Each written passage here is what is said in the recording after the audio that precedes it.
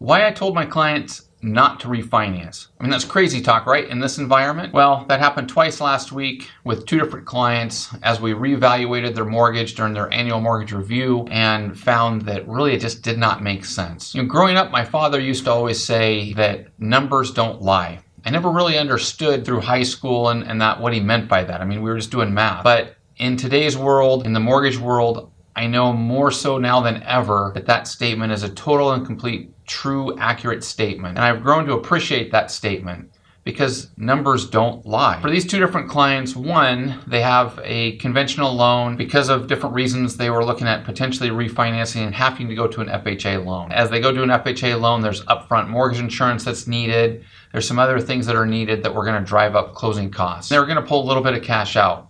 Well, as we looked at that refinance and then the potential refinance that we'd have to do in the future going back to conventional, then the amount of cash out that the client would end up getting, it just simply did not make sense. And the client and I, we were able to reevaluate that using our total cost analysis through Mortgage Coach to, again, gain clarity on whether it made sense or not. The second refinance was for a client of ours that we helped purchase a home about 10 years ago. As we did the mortgage review, we started looking at the mortgage review. His interest rate was around 4.5%.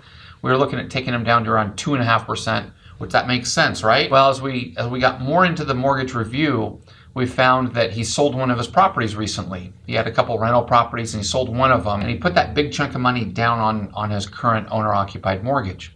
As he did that, he owes much less on his mortgage than what we had when we originally did the mortgage. As we reevaluated his terms, new terms, and what we could do for him, the numbers, again, just did not make sense.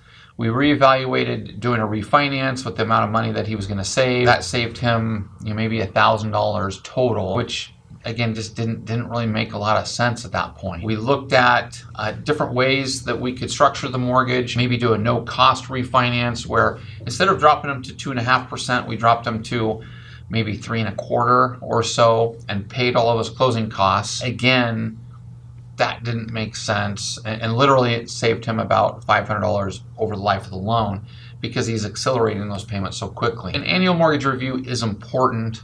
Numbers don't lie. If you want an annual mortgage review for your mortgage to find out whether you should refinance or not, please give us a call. If you found value in this video, please subscribe to our YouTube channel. We're here to help, and we'd love to help you in any way that we can. Thanks, and have an awesome day.